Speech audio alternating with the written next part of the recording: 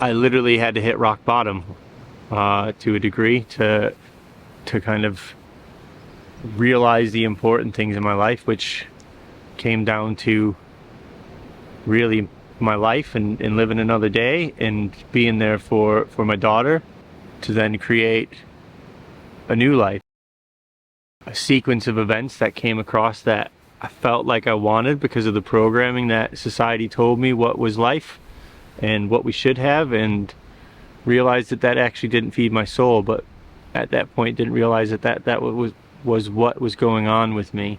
And through that, I went deeper into my addiction than I had over the 20 years of my life. In the beginning, it didn't feel like a new life though. It felt like I had lost so much.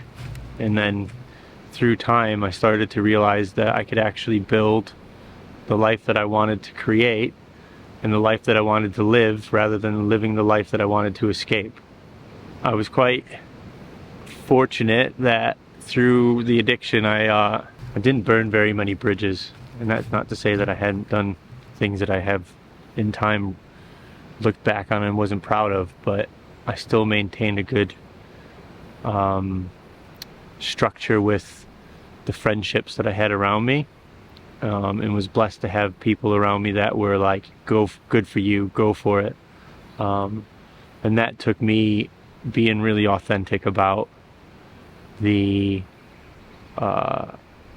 seriousness of the addiction, and being really open with how badly it was affecting my life, rather than masking it to make it a laugh. You know, in the beginning of it, it was quite lonely. I was just discovering what spirituality was, kind of exploring my own depths to figure out who the hell I was, because I spent years in codependent relationships with not just people but with substance to find comfort, and really to mask the pain that I had within. And then I guess it went from there to just trying to really fit back in with life, and you know, going through scenarios with hanging out with people in situations like hanging out in bars and clubs and raves, and doing things that I was so used to doing that it was almost an ingrained pattern of safety and comfort, to then realize that yes, I do enjoy that, but at the same time there was something more. So I went through a good couple of years of, maybe suffering's not the word, a few years of struggling to figure out where I fit in the world again. I was, you know, on antidepressants and looking for happiness in whatever easiest form could come, and then I discovered that actually it's not just going to come easy. It's going to be a road that's going to take me down some quite deep caverns, where things are hiding and have been buried for a long time, which I had no idea about. I glazed over quite a lot of all of my trauma and the things that had hurt me over the years with laughter, and you know, just going, oh well, it's all right, it doesn't matter, it's fine, I'm okay. And then I kind of stepped in the arena with, well, Mother Ayahuasca, one of the deepest journeys that I've been on. She showed me the gift of grieving, and you know, opened up the chains that I had on spirituality because of the background of being a Roman Catholic. I had this stigma against the church. That's probably the anti-authoritarian in me, and really figuring out that there was a lot more there. You know, in no point in my life did I think I would believe in gods or goddesses. You know, I was very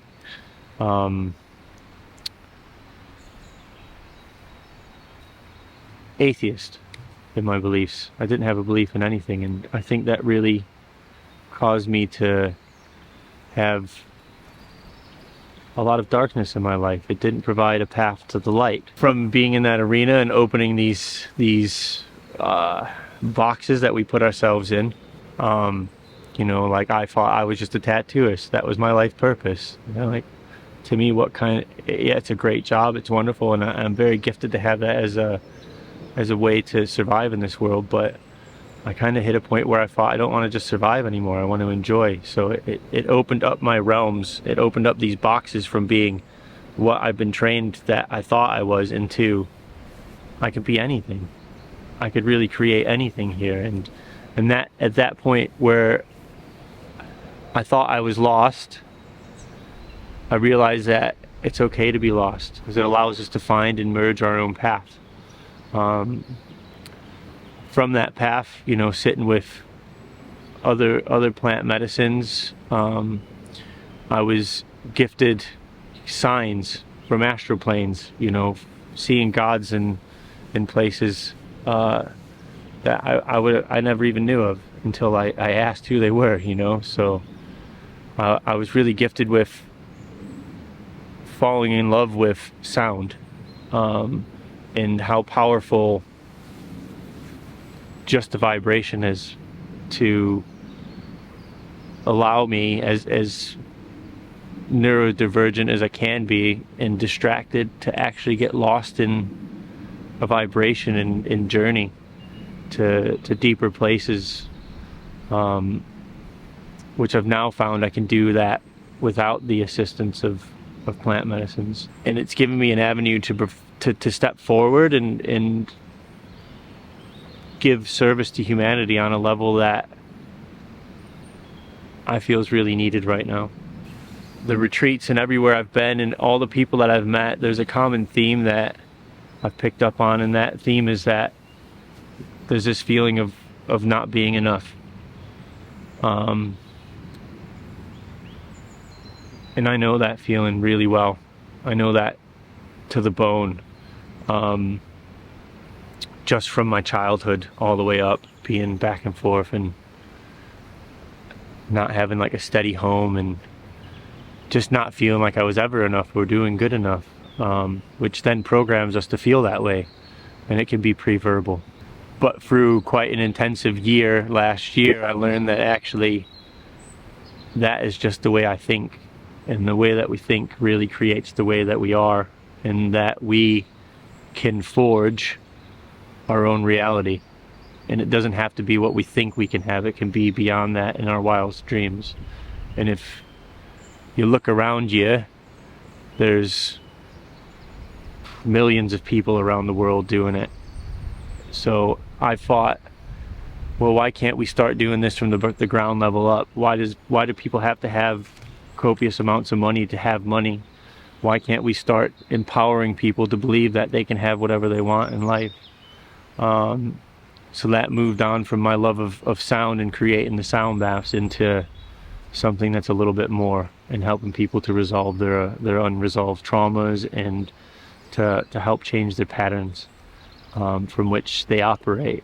We could go through life with a dark pair of Ray-Bans on, to changing them to rose-tinted glasses, and everything's beautiful. And you know, there would have been a time and a place as we sit in these woods, all I can hear the birds, and previous to that it would be just my thoughts, constant thoughts and negative patterns, negative thinking, down to the degree of suicidal thoughts.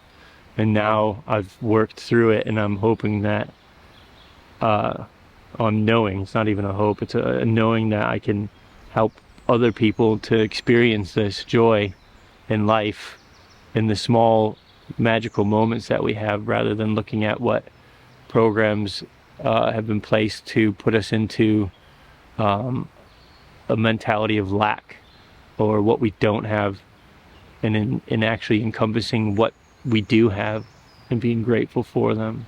Using affirmations, and I've been gifted with being able to listen to people speak and then feed back to them how powerful they are, just by switching it and taking a negative into a positive and repeating it to ourselves. from not just the way that I speak to myself, from just the programs that I watch, to the music that I listen to basically brainwashing myself into a positive mode, which has been a magical journey, because 90% of my life I've suffered with depression and not knowing where it was at, and having anxiety, and just being stuck in this loop of like, you know, a couple of good days and then boof, anxiety, and then back into depression.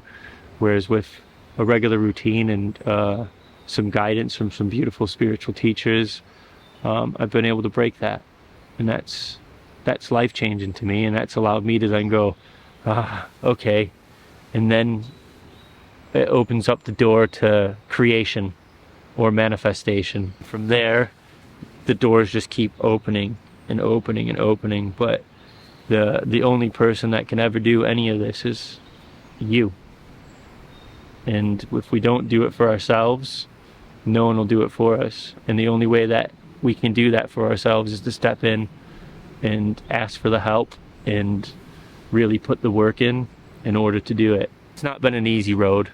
You know, there was points where I was like, what am I doing? Where am I at? You know, one of my spiritual teachers, Peggy Dillon, said, you know, like it's like being jelly in a chrysalis sometimes, being spiritual, because you're just rejigging and tearing things and remolding bits back into a shape. But then after all the work is done, we can then start to emerge as butterflies, and, you know, we can soar and fly as high as we want to go. The only restrictions we have are the ones that we put on ourselves.